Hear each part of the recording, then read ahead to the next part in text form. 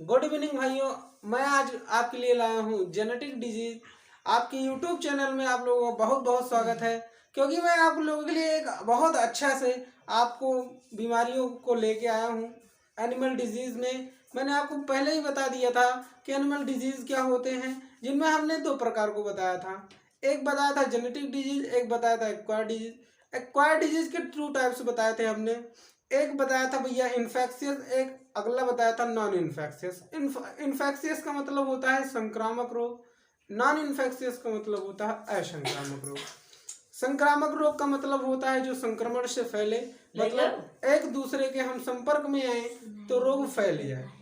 Non infectious का मतलब होता है असंक्रामक रोग, मतलब हम एक दूसरे के संपर्क में आए उसके बाद भी रोग आगे ना फैले, तो उसे नॉन इन्फेक्शियस रोग कहते हैं। जिसमें हमने इन्फेक्शियस का 4 प्रकार से होता है भैया, वायरल, फंगल, प्रोटोजोवन और बैक्टीरियल। ये चारों डिजीज को हमने बता दिया था। आज हम बताएंगे आपको genetic disease. Genetic disease means आनुवंशिक रोग। आनुवंशिक रोग क्या होता है वो आज हम लोग आप जानेंगे। तो ज़्यादा समय व्यतीत न करते हुए हम आगे बढ़ते हैं। आनुवंशिक रोग जेनेटिक डिजीज होता क्या है, जिसमें से पहला है भैया जेनेटिक डिजीज का मतलब जान लीजिए आनुवंशिक रोग। क्या भैया? आनुवंशिक रोग।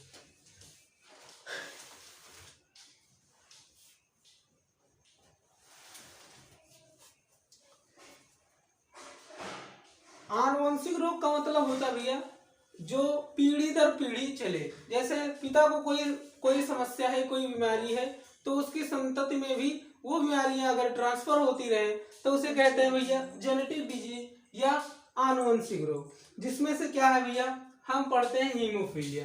हीमोफीलिया क्या होती है? इसमें अगर किसी भी व्यक्ति का रुधिर या हाथ या कोई भी अंग कट जाए तो उसमें क्या ब्लड सर्कुलेट होता रहता है, ब्लड क्लॉट नहीं होता है, तो उसे कहते हैं हीमोफीलिया।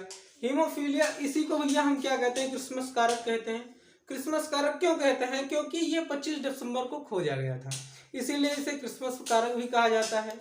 और इसे भैया रॉयल डिजीज भी कहा जाता है। हीमोफीलिया को रॉयल डिजीज कहा जाता है। क्यों कहा जाता है? क्योंकि महारानी विक्टोरिया की फैमिली में सर्वप्रथम ये बीमारी खोजी गई थी, देखी गई थी, पाई गई थी, इसलिए इसे क्या कहते हैं, रॉयल डिजीज। तो पढ़ लेते हैं हीमोफीलिया होता क्या है।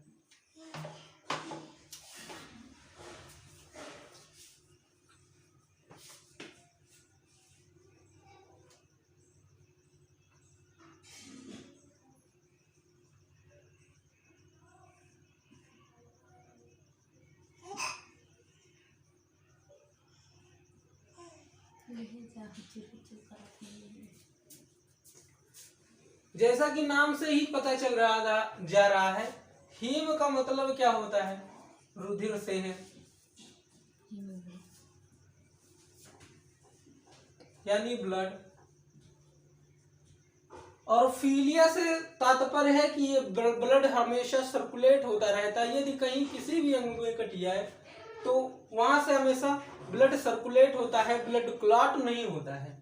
ठीक है, अगर हम इसे जाने तो और इसके किस नाम से जाना जाता है, तो इसे क्रिसमस कारक के नाम से भी जाना जाता है।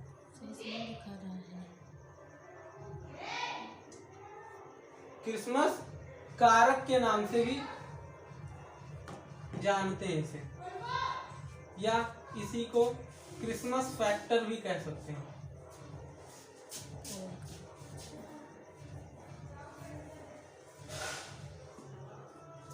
अगला इसे कहते हैं भैया रॉयल डिजीज। रॉयल डिजीज कह लें या इसी को हम शाही बीमारी कहते हैं।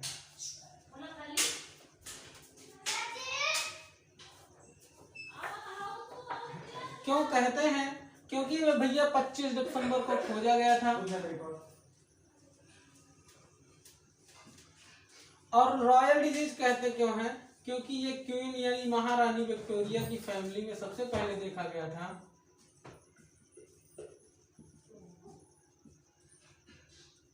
विक्टोरिया के परिवार में सबसे पहले देखा गया था, इसलिए इसमें इसको क्या कहते हैं, रॉयल डिजीज कहते हैं। क्या कहते हैं भैया? रॉयल डिजीज कहते हैं। अगला और इसमें होता क्या है वो लक्षण जान लीजिए। सिम्टम क्या होता है इसका? सिम्टम्स ये होता है कि भैया शरीर का कोई भी अंग कट जाए,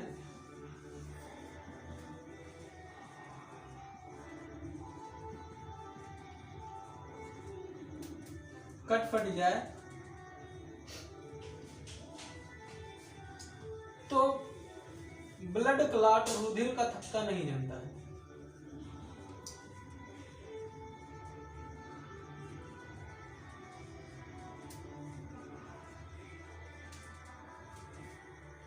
तो ये रहा भैया, ये रहा हीमोफीलिया। हीमोफीलिया के बारे में आपको इतनी ही बातें याद रखनी है। तो मिलते हैं अगली वीडियो में।